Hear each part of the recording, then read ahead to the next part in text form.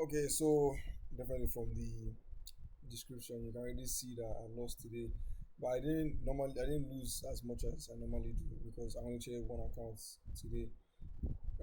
That's simply because of how this week has been.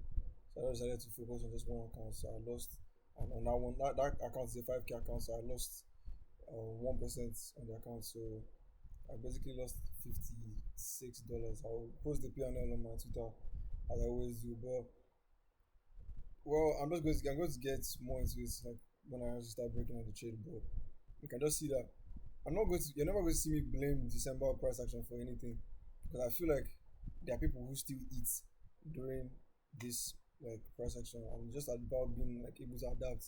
Even though me personally, I haven't even seen what's wrong with price action yet. I haven't seen what's wrong.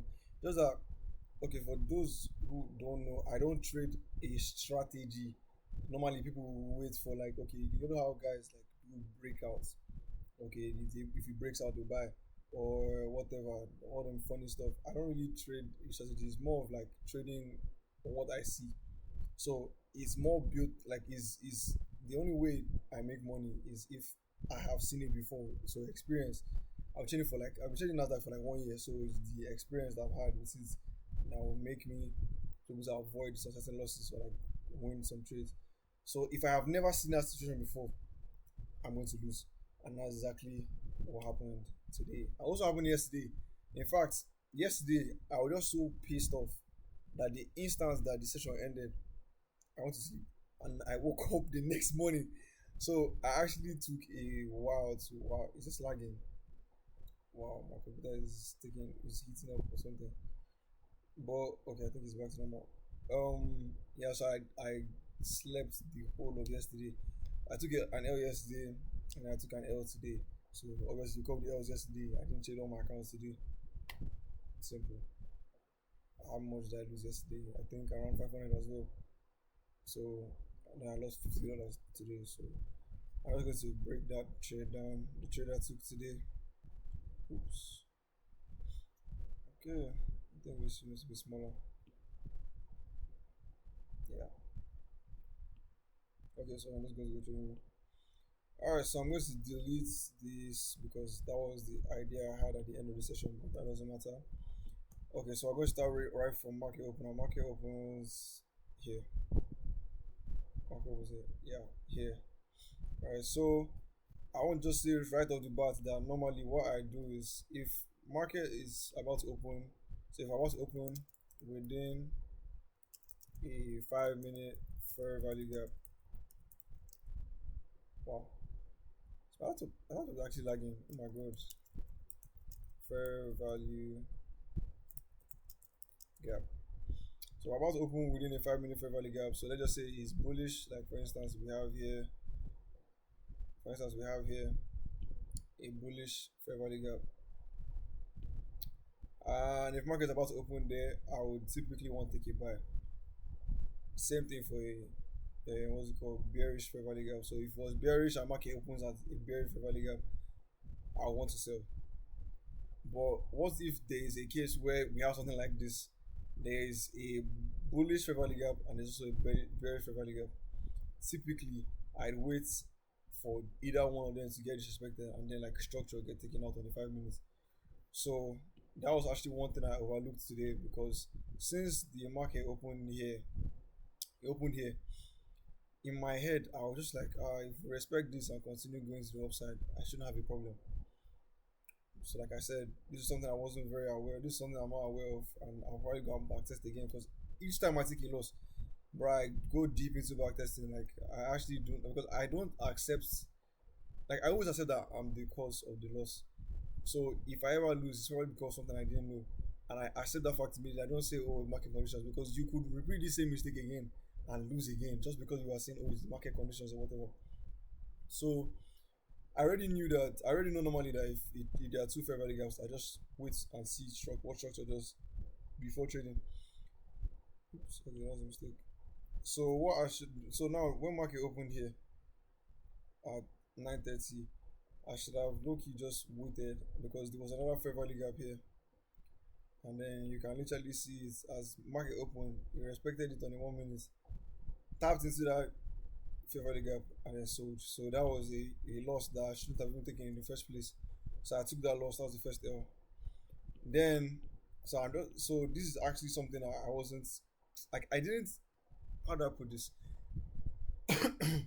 Typically that's what I normally wait for. But since it already opened here, I'm already just more keen on sales. I mean on buyers. Uh, like I really don't even know how to explain this well. Like since it already opened here, I was already like, okay, we're going to buy. I didn't expect. My mind didn't even go to the fact that this thing could just the same way it just triggered, tapped in here. It just go all the way back and tap into this because it's so close. I don't know why my mind didn't even go there. So that loss would have been avoided if I actually was just like genuinely just paying like proper attention. So since that loss happened, and normally I take only one trade a day, but since that loss happened, and I was like, okay, I can spare myself another trade since that wasn't the right setup. So what eventually happens? This low here gets taken out. Please, if this video ends up lagging, I want everybody to bear with me because I don't know what's been going on my laptop these days. Like the OBS is actually lagging my PC or my laptop more. So maybe that's the sign to get another one, but I don't have the money to get another one, unfortunately. But yeah, hopefully one day I will. But so eventually the market sweeps out these lows at the same 9:30. So I don't want to point out real quick that I don't care if a minor high gets swept during like before, so I can consider bias. So what do I mean? You can see this the low and this is the high, then this is the low. Eventually the market trades up and then sweeps all these highs. I don't care about all that. Like I don't care. The only way I'll have cared about like if this high gets swept for like the only way I'll have cared if a high gets swept so I can change my bias is if you took out this high. All these minor highs don't matter. Like it's main structure that matters. Like okay, this high, this high. So in my head, I'm like, okay, if you like sweep all these highs, I don't really care. Like that doesn't mean anything, right? So I just kept on waiting, and then now eventually after almost literally yeah an hour of trading, you get that 5 minutes fair value gap. So this is the first presented fair value gap that the market formed. I'm just going to put that up here. So first presented value gap, and typically it always has strong like pull on price. So if we're actually going to be bearish and price taps into this, like just know that it's like strong sales. Like if it taps into this, strong sales. So we've already taken this low out, and my bias is bullish. So I actually do not want to see this get traded into, right? So this gets inversed, and then I say to myself, like, okay, we inverse the first presented fair value gap, so that's a strong draw on liquidity. So let me see whether it respects the inverse, and then continue going to the upside. Continues going to the upside. Okay. Okay, then I was about to get confused now. So also mark this out now. Mark this out now. So yeah, because that's going to play a very very important role in what I'm going to say next. Okay, so I want to see whether this get respected, and it didn't. But at the same time, at the same time, we already had that 1 minute. What the heck? Did I low key sell? Did I low key? Did I low key just lose for no reason? There's no way. What? I thought that this low had gotten taken out already. Then this was the structure here. Wait, hold on. I'll check on. Yo, did I low key just sell? Like I actually genuinely lost that trade for no reason. Wow. Sorry. Oh, that is crazy. So I guess I had the wrong structure marked out. Wow. I mean, I can't even blame myself because I was driving while like look at this trade, but that's crazy. So there actually wasn't any like so the 1 minute structure is like this, um this high, then these lows, because it just took out these lows. So there was actually no break of structure here.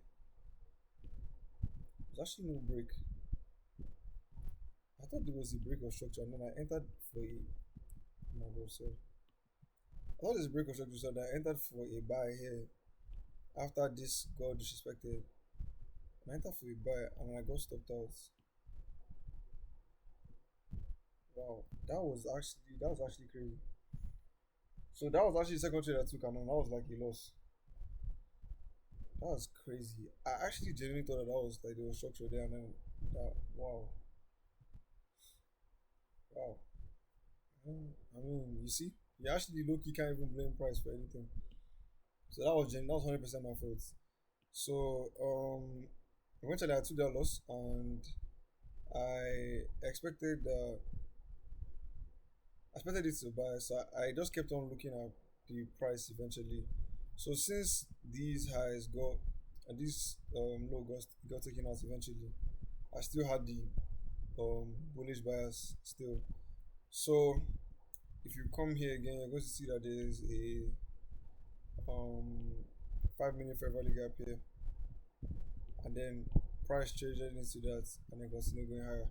So I've said it before that if you want to find out if a fair value gap is getting respected or an inverse, you have to wait for a 1 minute fair value gap, an order block, or a what else? An inverse. Sorry, an inverse fair value gap.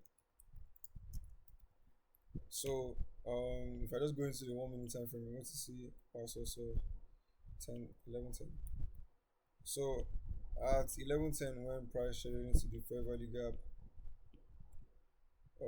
so price trades in, and then we get this. So price traded into at 11:10, then we get this push up, forming a fair value gap, and then my entry would have been here. My entry would have been here in the fair value gap. Stop loss at the week of the inverse fair value gap that was formed, and then I always target the 1:2, so a 1:2. So all have been 1:2, and that would have lucky played out, but I mean I did get triggered in, so that was sad. I'm actually so stunned from this trade here. But this is exactly why I don't like being on the road and like trading at the same time, because I'm not thinking straight, or like you just, even when I took this trade here, I still was on the road, like I was driving.